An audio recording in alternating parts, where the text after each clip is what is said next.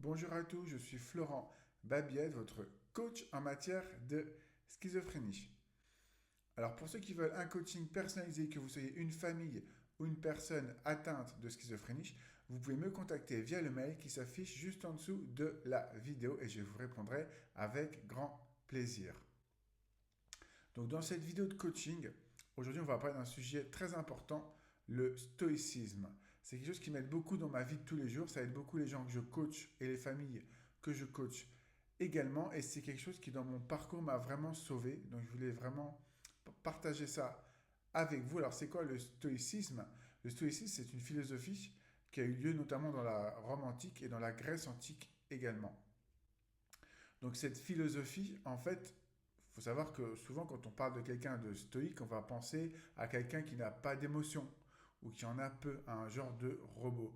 Or, c'est pas du tout ça, c'est plutôt quelqu'un qui va apprendre à gérer ses émotions, à les maîtriser, à les juguler. Donc il y a une grande différence. C'est vraiment pas pareil que de ne pas avoir d'émotions plutôt que d'apprendre à les gérer. C'est ce qu'on va voir ensemble.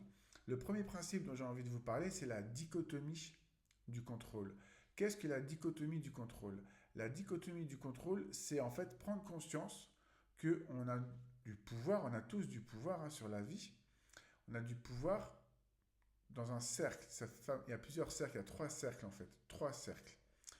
Donc le premier cercle, c'est finalement le cercle de contrôle. On a un pouvoir sur les choses qui nous entourent. Ça va être sur mes perceptions, comment je vais réagir face à certains problèmes. Ça, j'ai du pouvoir dessus. Ça va être également mon alimentation. Ça peut être plein de choses.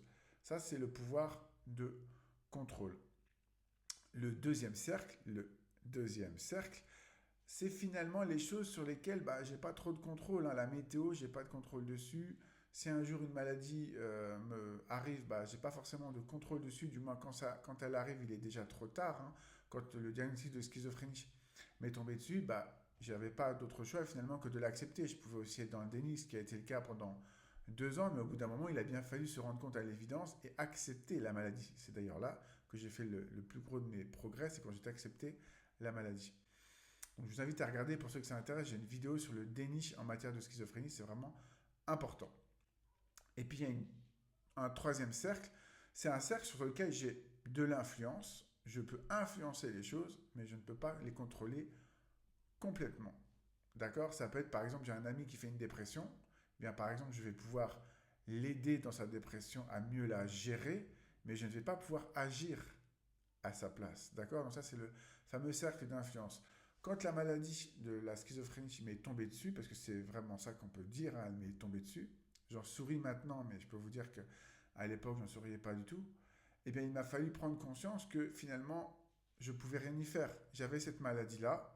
La seule chose que je pouvais faire, c'était accepter et mettre en place des actions positives, des actions construites pour progresser. Ça pouvait être, par exemple, faire attention à mon traitement, le prendre de façon organisée, méthodique et surtout sur du long terme. Faire du sport également, c'est très important. Faire attention à mon alimentation, m'intéresser à la psychologie, au développement personnel de façon à mieux gérer mes émotions, car je le dis souvent dans certaines de mes vidéos, le stress et la schizophrénie sont très liés. Donc si vous êtes atteint de schizophrénie, sûrement c'est parce que si vous êtes atteint de cette maladie et que vous êtes sur cette chaîne, vous êtes au bon endroit. Mais si vous êtes atteint de cette maladie, faites attention à votre stress, apprivoisez-le, apprenez à mieux le maîtriser. C'est pour ça que la dichotomie du contrôle est très importante, cette philosophie stoïcienne qui nous dit que finalement, il faut accepter les choses telles qu'elles sont, surtout quand on n'a pas d'influence sur elles. Par exemple, le diagnostic de schizophrénie, quand il vous tombe dessus, oui, oui, oui, ça fait très mal, mais vous n'avez pas de contrôle dessus, vous êtes atteint de cette maladie, et donc la seule chose qu'on peut faire, c'est mettre en place des actions, un plan d'action pour aller mieux. Si vous êtes sur cette chaîne, c'est sûrement que vous commencez à vouloir établir un plan d'action et je vous félicite. Donc c'est vraiment très important de voir que la dichotomie du contrôle, elle permet de prendre un petit peu aussi du recul. Il y a une deuxième chose que je voudrais voir avec vous, c'est en fait le système antifragile. Alors qu'est-ce que c'est que le système antifragile? En fait, ils ont fait des études et avec 4 groupes de contrôle. Donc il y avait, enfin il y avait plutôt, excusez-moi, il y avait 4 groupes dont le premier était un groupe de contrôle. Donc, dans ces quatre groupes, quatre groupes de personnes, on leur dit, vous allez imaginer, par exemple, que vous arrêtez de fumer, que vous obtenez le corps de vos rêves ou que vous arrivez à avoir le diplôme de vos rêves. Donc, dans ces quatre groupes, le premier groupe, on leur donne aucune consigne pour obtenir ces résultats. Vous faites comme bon vous semble. Le deuxième groupe, c'est plutôt un groupe qui va appliquer la loi de l'attraction, c'est-à-dire typiquement, vous fermez les yeux et vous vous imaginez le corps de vos rêves, le diplôme de vos rêves, ou tout simplement, ça peut aussi être une perte de poids.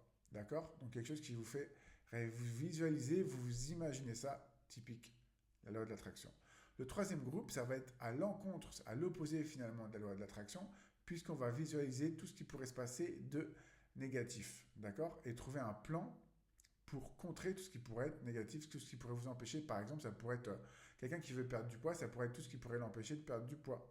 Ça pourrait être par exemple, si c'est quelqu'un qui se laisse entraîner par ses copains lorsqu'ils veulent faire des fast-food, comment il pourrait faire pour mieux résister aux tentations, comment il pourrait faire pour mieux manger, pour mieux choisir ses aliments lorsqu'il va au supermarché. Donc c'est finalement un plan d'action pour mieux s'alimenter en visualisant des choses négatives et en trouvant un plan d'action. Donc ça, c'est le troisième groupe. Mais il y a un quatrième groupe, ça s'appelle le mental contraste, le contraste mental. Le contraste mental, c'est quoi? On va appliquer deux choses, à la fois la loi de l'attraction, donc visualiser que j'arrive à perdre du poids par exemple, ou par exemple que j'ai le diplôme de mes rêves, on le visualise, on s'imagine déjà avoir eu le diplôme ou avoir perdu du poids. Et en deuxième lieu, on va visualiser tout ce qui pourrait sur le chemin finalement nous empêcher d'obtenir ce résultat. Donc ça peut être par exemple si quelqu'un, je ne sais pas moi, veut obtenir un diplôme et qu'il a des amis qui veulent toujours aller en boîte de nuit, ça peut être compliqué, donc il faut savoir résister. Donc, quel est le groupe finalement qui va le plus performer? C'est le groupe du mental contraste, il va complètement écraser les trois autres groupes, parce que quand vous faites la loi d'attraction, c'est vrai que c'est bien la loi d'attraction, le fait d'imaginer des choses positives et en retour des choses positives vont nous arriver.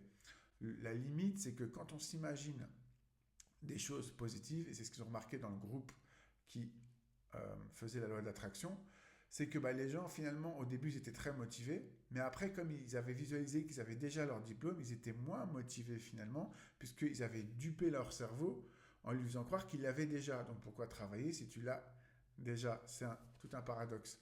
Et donc, par contre, le groupe qui faisait les deux, qui à la fois faisait de la visualisation positive, mais aussi de la visualisation, on pourrait appeler ça négative, lui a surperformé parce qu'à la fois il était dans la confiance grâce à la visualisation positive, mais aussi il avait conscience de tous les obstacles qu'il pourrait avoir. Et le vrai paradoxe, c'est que les gens qui pratiquent la visualisation négative, le jour de l'examen par exemple, ils étaient plus confiants parce qu'ils avaient anticipé tout ce qui pourrait se passer de mal et comment y réagir. Donc c'est très important d'être finalement dans ce groupe-là finalement qui pratique le mental contraste. Le mental contraste, c'est le système finalement antifragile. Il y a plusieurs systèmes. Il y a le système antifragile, c'est quoi finalement? Le système antifragile, c'est comme de la résilience, mais en mieux. La résilience, c'est par exemple, vous avez une expérience douloureuse et après, vous allez retrouver votre forme initiale. Le système antifragile est plus fort. Puisque dans le système antifragile, vous revenez plus fort après l'expérience, grandi par cette expérience. C'est un peu ce que je dis quand je dis ma schizophrénie est ma force. Dans mes conférences ou dans certaines vidéos de coaching ou dans mes livres, c'est que finalement ma schizophrénie m'a beaucoup appris et qu'elle est devenue une force. Et donc le troisième point que je voudrais voir avec vous dans la philosophie stoïcienne, c'est finalement la vue d'en haut, c'est comment prendre de la distance. Souvent, quand le diagnostic de la maladie tombe, on est englué dans notre problème, on a la vue comme ça qui est face à notre maladie et on ne voit plus que ça, à tel point qu'on se définit que comme la maladie. Et ça, c'est vraiment problématique parce que si vous êtes face à une maladie que vous définissez par rapport à elle, vous allez vous limiter intellectuellement, vous allez vous limiter votre champ d'action. Or, si vous avez la vue d'en haut, c'est quoi? C'est prendre de la distance. Comment on peut prendre de la distance? Ça peut être en écrivant un livre sur son parcours, par exemple, comme j'ai fait, ça peut être en faisant de la musique, ça peut être en parlant à un psychologue, à un coach, Vous pouvez m'appeler si vous voulez ou m'envoyer un mail. Donc ça, c'est très important parce que ça va vous permettre de prendre de la distance. Ça peut être également de se dire, bien, je suis sûr que vous avez eu des problèmes, vous avez eu des choses à gérer très difficiles dans votre vie, bien avant la maladie, et vous en êtes sorti. Au début, ça vous semblait sûrement insurmontable, et puis 5 ans, 2 ans, 10 ans après, vous vous dites, ben, je m'en suis sorti. Donc souvenez-vous-en que vous en êtes sorti, que vous êtes capable de réussir, de faire de belles choses et cette vue d'en haut comme un oiseau qui verrait finalement en contre-plongée vos problèmes. Parce que si on est trop la tête dans le guidon, on ne va pas être créatif, on ne va pas avoir une solution créative. Or, pour avoir une solution créative, il faut avoir de la distance, les amis. C'est très important. Donc, la vue d'en haut. Donc, qu'est-ce qu'on a vu? On a vu la dichotomie du contrôle avec les fameux cercles, le cercle d'influence sur lequel on a du pouvoir. Non, je dis des bêtises. Le premier cercle, c'est le cercle sur lequel on a du pouvoir. Le deuxième cercle, c'est le cercle sur lequel on n'a pas de pouvoir, justement, typique la météo. Le troisième cercle, c'est le cercle finalement on a de l'influence, mais on ne peut pas tout contrôler. Ça, c'est la dichotomie du contrôle. Et en fait, c'est accepter l'idée qu'il y a des choses sur lesquelles on n'a pas de pouvoir. Typiquement, quand on est atteint de schizophrénie, on est atteint de cette maladie, c'est comme ça, on n'a pas de pouvoir dessus. Par contre, on a du pouvoir sur comment réagir et quoi mettre en place dans sa vie pour aller de mieux en mieux. Donc ça, c'est la dichotomie du contrôle. On a également vu le système antifragile avec notamment la technique du contraste mental, c'est d'appliquer à la fois la loi de l'attraction, c'est-à-dire de la visualisation positive, mais aussi et surtout de la visualisation négative avec un plan d'action. Quand des choses négatives arrivent, avoir un plan d'action pour parer ces choses négatives. Et c'est là qu'on obtient les meilleurs résultats. Et on a vu en dernier la vue d'en haut. Moi, si on m'avait dit il y a une quinzaine d'années que je ferais tout ça, je n'y aurais pas cru. Et maintenant, mon problème de schizophrénie me semble dérisoire par rapport à d'autres problèmes que j'ai pu finalement avoir parce que je vois que je m'en suis sorti. Aujourd'hui, j'ai encore des problèmes comme tout le monde parce que, évidemment, je suis un être humain. Mais je sais que je me suis sorti de la schizophrénie, donc je me sens beaucoup plus fort comme antifragile et donc je sais que je peux progresser et que je peux trouver des solutions créatives à mes problèmes. Écoutez, j'espère que cette vidéo vous a plu. J'espère que ça va vous inspirer et vous aider dans votre vie de tous les jours. C'est le but.